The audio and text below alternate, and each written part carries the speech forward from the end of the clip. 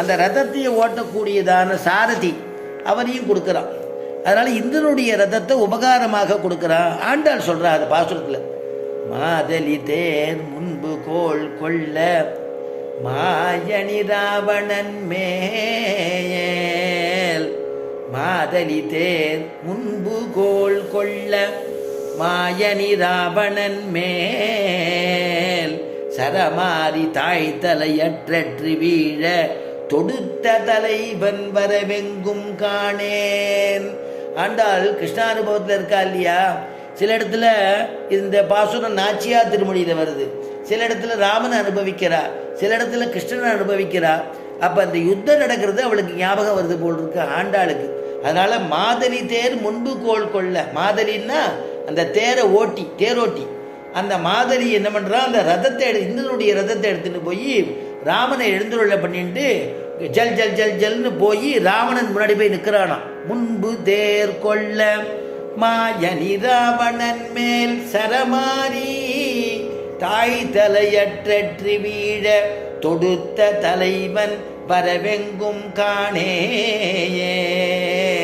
இப்படி பானத்துக்கு மேலே பானமாக போட்டுட்டு இருக்கக்கூடிய ராவணன் இடத்துல ராமனும் பானம் போடுறார். அதுக்கு தகுந்த மாதிரி ரதத்தை நகர்த்தி கொண்டு போய் நிற்கிறானாம். இப்படி அம்பு மழையாக பொழியிறானாம் ராவணன் மீது. ராமனும் அம்பு மழையாக பொழியிறான். ஆனால் ராவணன் பிரதி யுத்தம் பண்ணிகிட்டே இருக்கான். இந்த அனுபவத்தை வச்சுட்டு அப்படிப்பட்டு யுத்தம் பண்ணினானே அந்த அவன் நீலமணியாச்சே. நீலமணி போல் சமஹரமாய்ங்கிற வியாக்கியானத்தில் எடுக்கிறச்சே நம்முடைய சிரமத்தை களைபவன் நீலமேக சியாமலனாம். அதனால அந்த நீலமணி அவனை காணலையே அப்படிங்கிறா. மாயனி ராவணின் மேல் சரமாரி தாய்தலை அற்றற்றி வீழ தொடுத்த தலைவன் வரவெங்கும் காணேன். வருவாருவான்னு நினச்சிட்டு இருந்தேனே, வரவெங்கும் காணேன். போதலர் காவில் புதுமணம் நார பொறிவண்டின் காமரம் கேட்டி உன் காதலியோடு உடன் வாழ் குயிலே என் கருமாணிக்கம் வரக்கூவாய். குயிலை பார்த்து கேட்குறாளாம் ஆண்டாள். அந்த குயிலை பார்க்கும் பொழுது அந்த குயில் பேடையோடு இருக்கான், தன்னுடைய பேடையோடு இருக்கான். நீங்கள் மட்டும் தம்பதிகளாக இருக்கேளே, நான் ராமனை பிரிஞ்சுட்டு இருக்கேனே, கிருஷ்ணனை பிரிஞ்சுட்டு இருக்கேனே, குயிலே நீ போய் சொல்லக்கூடாதா? அந்த ராமனை நீ அழைச்சின்னு வரக்கூடாதா? போதலர் காவில் புதுமணம் நார பொறிவண்டின் காமரம் கேட்டு உன் காதலியோடு உடன்வாழ் குயிலே என்னுடைய கருமாணிக்கம் அந்த நீலமேக சியாமலன் இருக்கிறானே வரக்கூவாய், அந்த வரும்படியா நீ கூவக்கூடாதா அப்படின்னு கேட்குற மாதிரி பாசுரம் அமையிறது.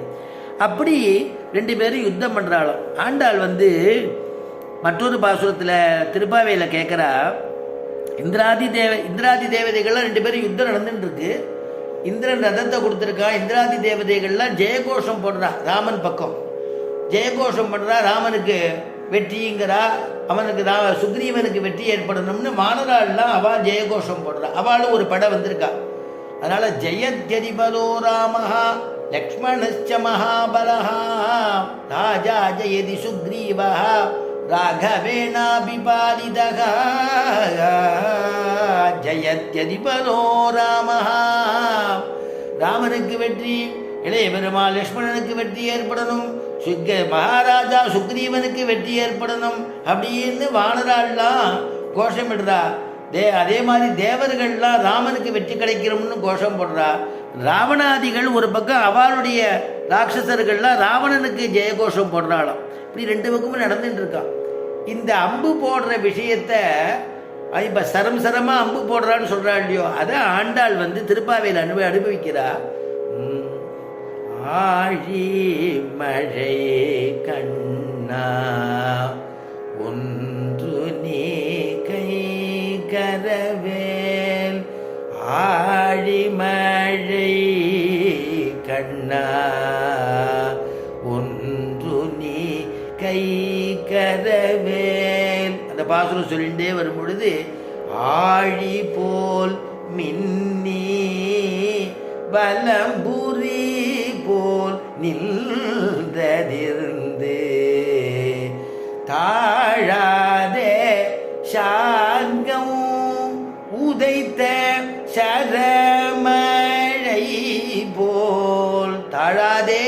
சார்கம் உதைத்த சரமழை போல் வாழ உலகினில், வாழ உலகினில் பெய்திடாய். இந்த இடத்துல ஆண்டாள் வந்து ராமாவதாரத்தை சொல்றான்னு வியாக்கியாதாக்களுடைய அனுபவம். ஏன்னா ஆழி போல் மின்னி பலம்புரி போல் நின்றதிருந்து சங்கு சக்கரத்தோட, ஆழின்னா ஒரு ஆழிக்கே 2-3 அர்த்தம் உண்டு. ஆழின்னா சமுத்திரம்னு ஒரு அர்த்தம் உண்டு, ஆழி கடல்னு சொல்றோம் இல்லையா. ஆழின்னா சக்கரத்துக்கு ஆழின்னு பேர். ஆழி போல் மின்னி பலம்புரி போல் நின்றதிர்ந்து, சத்தத்துக்கு சப்தம்.